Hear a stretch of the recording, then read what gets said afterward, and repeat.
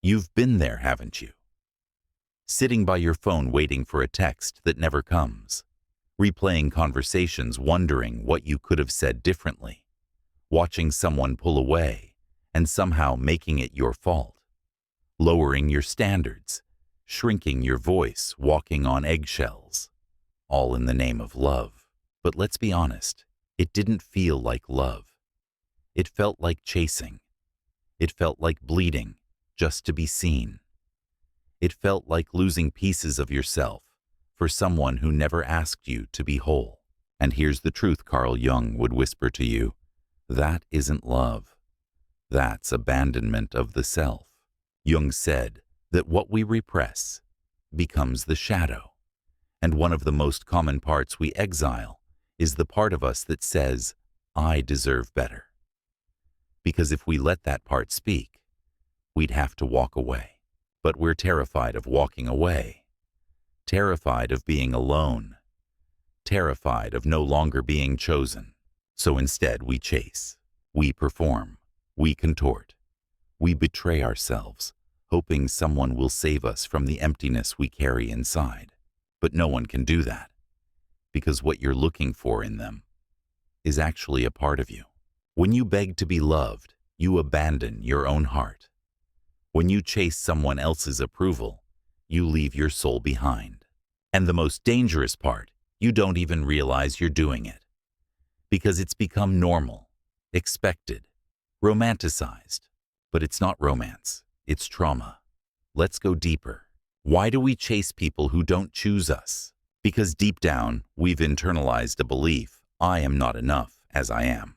Carl Jung would call this a complex, a cluster of unconscious beliefs, memories, and emotional charges that form a psychological knot. And the not enough complex, it's one of the most powerful. It starts early. Maybe you had to earn affection as a child. Maybe love was conditional based on your performance, your behavior, your silence. Maybe you were praised for pleasing others, but punished for having needs. So you learned to chase. You learned that love isn't given, it's worked for. You learned that attention must be bought. You learned that your worth is external. And now, decades later, you're still doing it.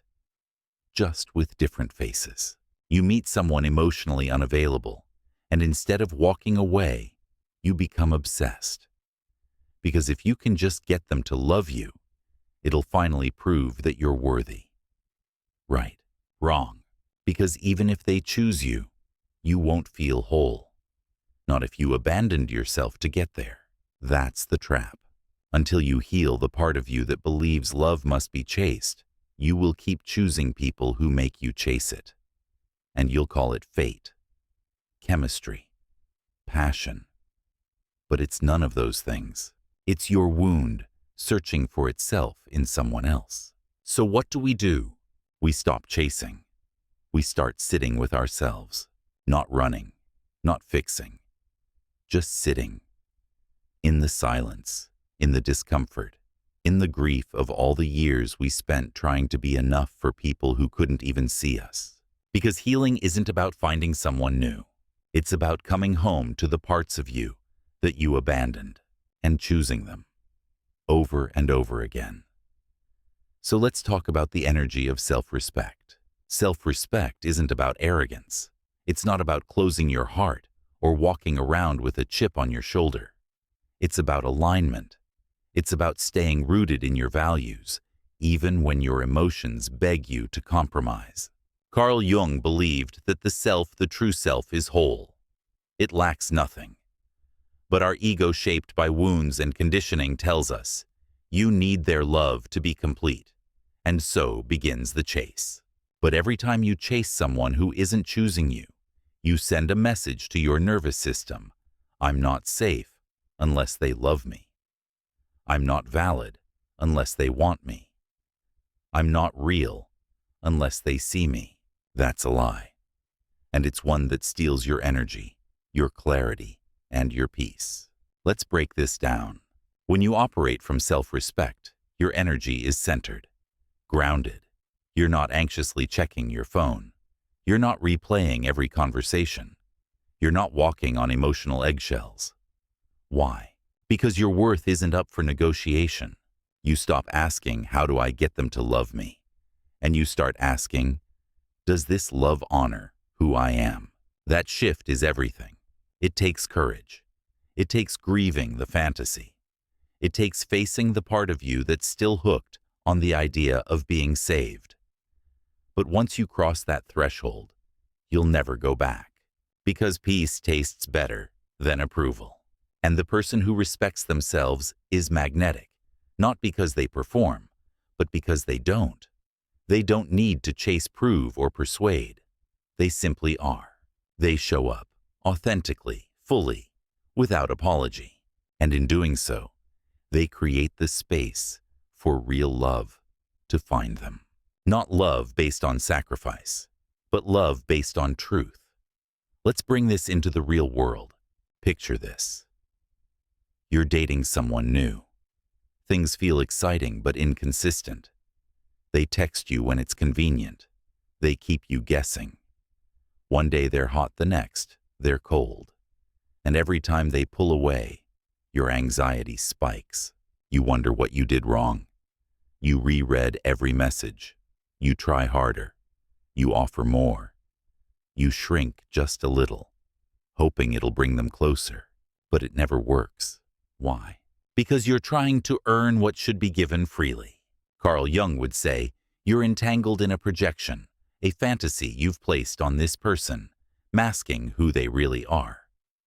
You're in love with a possibility, not a person. And worse, you're abandoning yourself to sustain the illusion. So, what do? You stop. You pause. You come back to your body. You ask, is this love or is this anxiety? Is this connection or is this a trauma bond? Is this growth or am I just reenacting my past? These questions are sacred. They interrupt the autopilot. They bring you back to center. Because here's the truth. The moment you need to chase someone, you've already lost yourself. And no relationship is worth that. You don't need to chase love. You need to sit still long enough to feel the love that's already inside you. That's not a cliche. That's energetic reality. When you stop chasing, you redirect your energy inward. You reclaim your life force. You stop bleeding for validation and start building your own foundation. And from that place, love becomes easy, not perfect, but real. Because you're no longer performing. You're receiving, not from a place of desperation, but from a place of sovereignty. And that Jung would say is the beginning of individuation. Now let's make this personal with real-world practices to stop chasing and start choosing yourself. 1. The mirror affirmation ritual. Every morning stand in front of a mirror. Look into your own eyes, not with judgment, but with presence. Say aloud, I do not chase. I do not beg to be chosen. I am already enough. I respect my energy. Love does not require self-abandonment. At first, it will feel strange. You might cry. You might feel resistance. That's normal. Because you're not just saying words, you're reprogramming your nervous system. 2. Rewrite the wound exercise journal prompt. When was the first time I felt like I had to earn love? Describe the moment. Be specific. Name the emotions, the people, the dynamic. Then write a letter to your younger self from the present you. You never had to earn it. You were worthy then. You're worthy now. I'm sorry I left you to chase what was already inside. I'm here now, and I'm not leaving. This reparenting work is powerful, because every time you return to your core, you pull energy back from the past. 3. The one-way relationship audit. Make a list of relationships where the energy only flows one direction, where you give more than you receive, where your needs are minimized, where your voice is silenced. Then ask, what would change if I stopped chasing? What would happen if I stopped texting first? Who shows up when I stop performing? Don't answer with your mind. Feel it in your body. Often the fear of loss is just the fear of facing who we are without the performance. But that version of you, the unperformed, untamed, unapologetic you, is where love can finally land. 4. Redirection of energy. Every time you feel the urge to chase, pause. Breathe. Place your hand on your chest. Ask, what part of me is feeling unloved right now? Then, give that part what it needs. Sometimes it needs movement. Sometimes stillness. Sometimes it needs you to cry, or dance, or scream into a pillow. But don't outsource your care. Redirect it inward. Let's return to the root. Carl Jung said, "Your vision will become clear only when you look into your heart. Who looks outside dreams. Who looks inside awakes." So many of us are dreaming of someone to pick us, save us, see us, love us. But real awakening begins when you stop reaching outward and start looking inward. The moment you stop chasing, a sacred silence opens.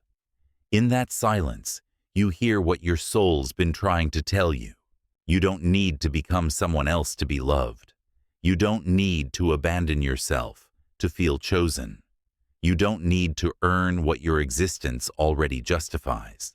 When you root in self-respect, you change everything. You start walking away from half-loves. You stop justifying crumbs. You no longer feel anxious when people leave because you're no longer afraid of being with yourself. You start choosing peace over attention, energy over validation, truth over performance. And that's when love finds you. Not because you hunted it down, but because you became it. Not because you begged, but because you bloomed. So now, one final practice. The I choose me closing ritual.